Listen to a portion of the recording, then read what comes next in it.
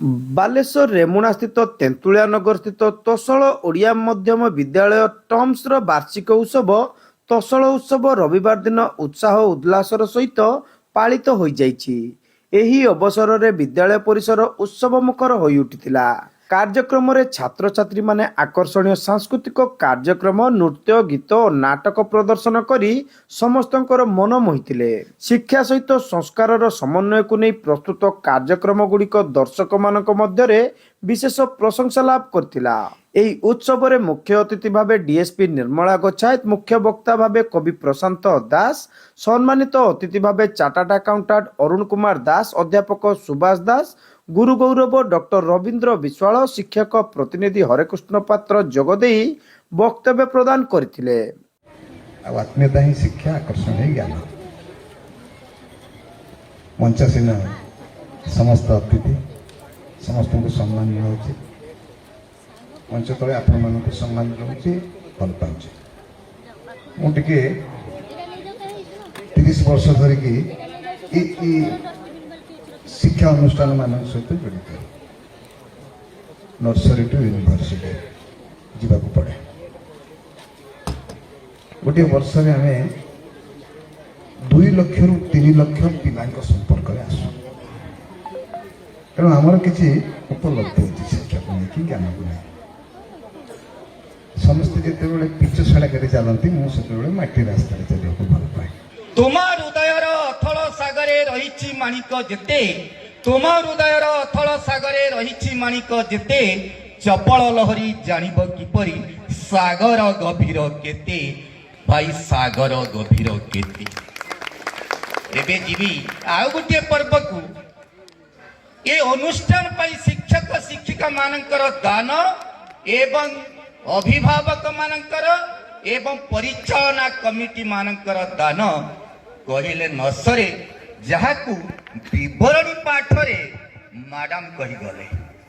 ଦୀପ ତ ଜାଣେ ନା ଜଳିବାର ଦୁଃଖ, ଦୀପ ତ ଜାଣେ ନା ଜଳିବାର ଦୁଃଖ, ଦେଇ ଜାଣେ ଖାଲି ଆଲୋକ। ଫୁଲ ତ ଜାଣେ ନା, ଫୁଲ ତ ଜାଣେ ନା କେତେ ତା ଆୟୁଷ, ଦିଏ ଆଉ ମଧୁ ମହକ, ଦିଏ ଆଉ ମଧୁ ମହକ, ସେଇ ମହକରେ ମହକିତ ହେବ ଏ ଅନୁଷ୍ଠାନ। ଶିକ୍ଷା ସହ ନୈତିକ ମୂଲ୍ୟବୋଧ ଓ ସଂସ୍କାରର ଆବଶ୍ୟକତା ଉପରେ ଅତିଥିମାନେ ଗୁରୁତ୍ୱାରୋପ କରିଥିଲେ। ବିଦ୍ୟାଳୟର ଅଧ୍ୟକ୍ଷ ସୁଶାନ୍ତ କୁମାର ରାଉତ ଏଥିରେ ସଭାପତିତ୍ୱ କରିବା ସହ ବିଦ୍ୟାଳୟର ଲକ୍ଷ୍ୟ ଓ ଉନ୍ନତ ଶିକ୍ଷାଦାନ ପ୍ରଦାନ ସମ୍ପର୍କରେ ଆଲୋକପାତ କରିଥିଲେ। ସ୍କୁଲ ବିଷୟରେ ଯଦି ମୁଁ କହିବି, ଏଟା ହେଉଛି ପ୍ରଥମ ବାର୍ଷିକ ଉତ୍ସବ। ସ୍କୁଲ କରିବା ପାଇଁ ମୋର ବହୁତ ଦିନରୁ ଇଚ୍ଛା ଥିଲା। ଆଉ କୋଚିଂ ସେଣ୍ଟରରୁ ଆରମ୍ଭ କରି ସ୍କୁଲ ଆମେ କରିଛୁ। ମୁଁ ପିଲାମାନଙ୍କୁ ଏତିକି ମେସେଜ ଦେବି, ଏ ପ୍ରୋଗ୍ରାମ ହେଉଛି ପିଲାମାନଙ୍କ ପାଇଁ। ଆଉ ପିଲାମାନେ ଯଦି ଚାହିଁବେ, ଏମିତି ବହୁତ ଅନୁଷ୍ଠାନ ଗଢ଼ି ଉଠିଛି ଆଉ ପିଲାମାନଙ୍କ ପାଇଁ ହିଁ ଏସବୁ ହେଇଛି। ଆଉ ଆଜି ଦେଖନ୍ତୁ ଆମର ଡିଏସ୍ପି ମ୍ୟାଡାମ ଆସିଛନ୍ତି, ପଏଟ ଆସିଛନ୍ତି, ଏତେ ଏତେ ବଡ଼ ଲୋକ ଆସିଛନ୍ତି କେବଳ ଏଇ ପିଲାମାନଙ୍କ ପାଇଁ। ତ ମୁଁ ପିଲାମାନଙ୍କୁ ଏତିକି କହିବି, ମଣିଷ ପରି ମଣିଷ ହବା ଆମେ, ତ ତାଠୁ ବଡ଼ କଥା କ'ଣ ଅଛି। ତେଣୁ ପାଠ ତ କାହାର ହଉଛି, କାହାର କମ୍ ହଉଛି, ବେଶୀ ହଉଛି, କିନ୍ତୁ ମଣିଷ ପରି ମଣିଷ ହବାଟା ସବୁଠୁ ବଡ଼ କଥା। ସାର୍, ଶିକ୍ଷା ଭଳି ଅନୁଷ୍ଠାନକୁ ଏଇଥିପାଇଁ ବାଛିଲି। ମୋର ପ୍ରଫେସନ ଏକ୍ଜାକ୍ଟଲି ମୁଁ ଜଣେ ବ୍ୟାଙ୍କର। ଆଇ ୱାଜ୍ ଏ ବ୍ୟାଙ୍କର ମୁଁ ଥିଲି 1017ରେ ମୁଁ HDFCରେ ଚାକିରି କରିଥିଲି। ତାପରେ ମୁଁ ଜବ୍ କୋଉଠି କରିକି ଟ୍ୟୁସନ୍ କରୁଥିଲି। ଟ୍ୟୁସନ୍ରୁ କୋଚିଂରୁ ସ୍କୁଲ। ଏଟା ଗୋଟେ ପିରିୟଡ଼ ଅଫ୍ ସାଇନ୍ସ। ମୁଁ ଏଇଥିପାଇଁ ଏଟାକୁ ଶିକ୍ଷାକୁ ବାଛିଲି। ମୋର ଲାଇଫଟା ପୁରା ଷ୍ଟ୍ରଗଲରୁ ଷ୍ଟାର୍ଟ ହେଇଥିଲା, କେମିତି ଶିକ୍ଷା ମୁଁ ଭଲସେ ପାଇବି। ସେଥିପାଇଁ ଇଚ୍ଛା ହେଲା ମୁଁ କେମିତି ପିଲାମାନଙ୍କୁ ଉଚିତ ଶିକ୍ଷା ଦେବି। ଆଉ ସବୁଠୁ ବଡ଼ କଥା ହେଲା, ପିଲାମାନଙ୍କୁ ଆଣିକି ମେନ୍ ଷ୍ଟ୍ରିମ୍ରେ ଓଡ଼ିଆ ମିଡ଼ିୟମ ପିଲାମାନେ ଦେଖନ୍ତୁ ଆଜିକା ଡେଟ୍ରେ ମେନ୍ ଷ୍ଟ୍ରିମ୍କୁ ଆସିପାରୁନାହାନ୍ତି। ଆପଣ ତ ନିଟ୍ ଜେଇ ମେନ୍ ଯେତିକି ଏକ୍ଜାମ ହେଉଛି, ସବୁ ଏକ୍ଜାମରେ ଓଡ଼ିଆ ମିଡ଼ିୟମ ପିଲାଙ୍କ ସ୍କୋରଟା କମ୍ ରହୁଛି।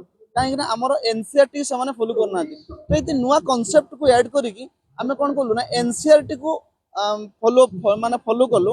ମାନେ ଓଡ଼ିଆ ମିଡ଼ିୟମ ସ୍କୁଲ, କିନ୍ତୁ NCERT ଏଥିରେ ଆଡେଡ୍ ଅଛି, ଯୋଉଥିରେ କି ଆମର ପିଲାମାନେ ଯେତେବେଳେ 11-12 ଯେତେବେଳେ ପାସ୍ କରୁଛନ୍ତି, ତାପରେ ସେମାନଙ୍କୁ ସହଜ ହେଇଯିବ, ସେମାନେ କେମିତି ଅତି ସହଜରେ ନିଟ୍ ଜେଇ ମେନ୍ ସବୁ କ୍ୱାଲିଫାଏ କରିପାରିବେ। ସେଇଥିପାଇଁ ମୋର ଫାର୍ଷ୍ଟ ଷ୍ଟେପ୍ ଥିଲା ଗୋଟେ ସ୍କୁଲ।